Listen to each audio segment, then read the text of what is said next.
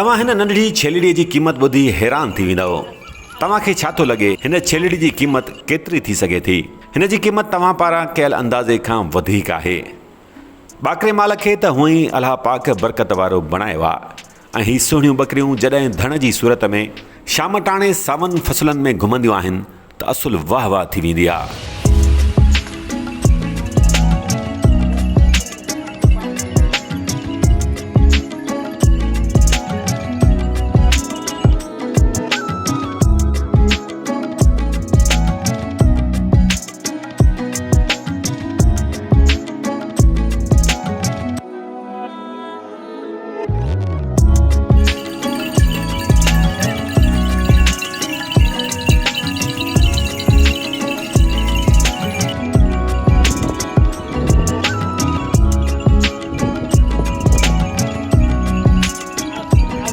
हीअ त नंढड़ी छेलड़ी आहे, पर वॾियुनि ॿकरियुनि ऐं छेलनि जी क़ीमत त होश उॾाईंदड़ आहे।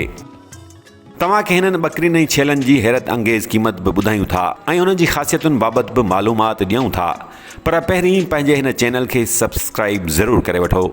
ख़ासि तौरु परॾेह में रहंदड़ सिंधी त पंहिंजे हिन चैनल खे सब्सक्राइब ज़रूरु कनि त जीअं तव्हां पंहिंजे चैनल तां सिंध जी सूंहं खे ॾिसी दिलि ऐं अखियूं ठारे सघो। त हलूं था भान सैदाबाद। जी हा, ज़िले जामशोरे जो गरम पर तमामु ख़ूबसूरत इलाइक़ो।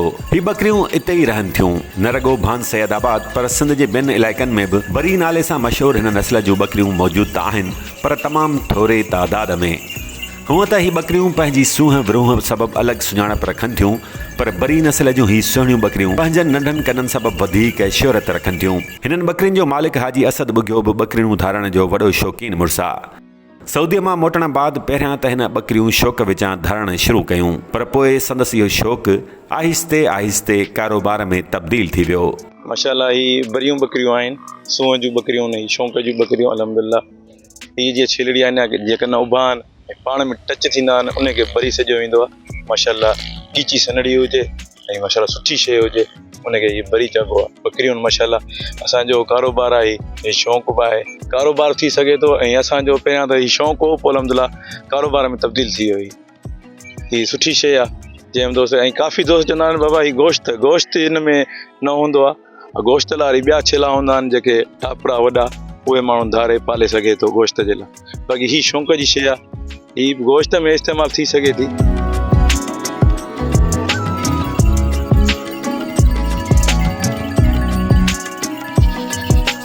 शाम वेल ही अछियूं नासी ॿकरियूं जॾहिं साईं ॿनियुनि में चरण लाइ निकिरंदियूं आहिनि त उन वेल नज़ारो ई ॿियो हूंदो आहे।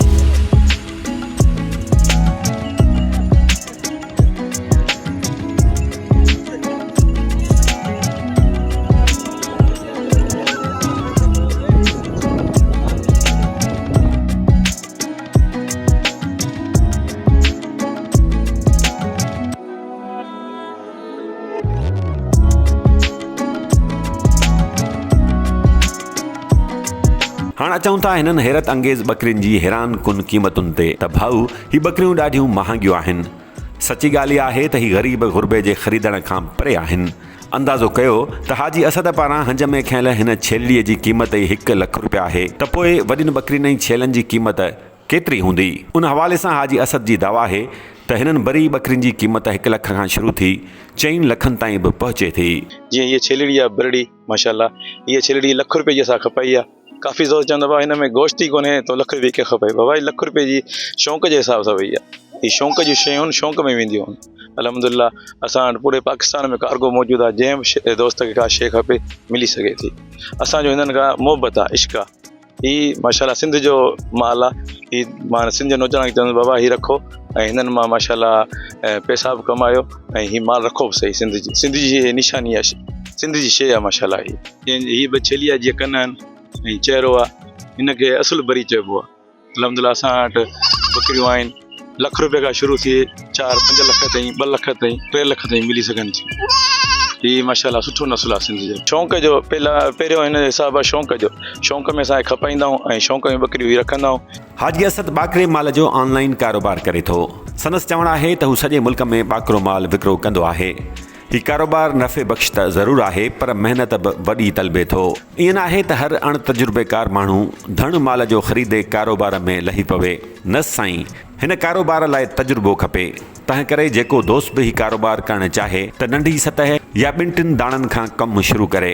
जेकॾहिं मज़ो अचेसि ऐं तजुर्बो थी वञेसि त कारोबार खे अॻिते वधाए। उन में को शक ई न आहे त रब पाक हिन कारोबार में तमामु बरकत रखी आहे। तंहिं करे हिलाल माल जो कारोबार हिलाल तरीक़े सां हलाइबो त रब साईं सणाई ज़रूरु कंदो। वीडियो पसंदि आई हुजे त ॿेली सब्सक्राइब ज़रूरु कजो त जीअं तव्हांजो भाउ उन खां वधीक सिंध जूं सुहिणियूं ऐं सुठियूं वीडियोज़ तव्हां ताईं पहुचाईंदो रहे। ख़ासि तौर परॾेह में रहंदड़ सिंधी पंहिंजी सिंध जा सुहिणा नज़ारा ॾिसण लाइ हिन चैनल खे सब्सक्राइब ज़रूरु कनि। ऐं हा, जेकॾहिं तव्हांजे ॻोठ शहर या इलाइक़े में बि का अहिड़ी स्टोरी आहे त कमेंट्स में असांखे आगाह ज़रूरु कजो।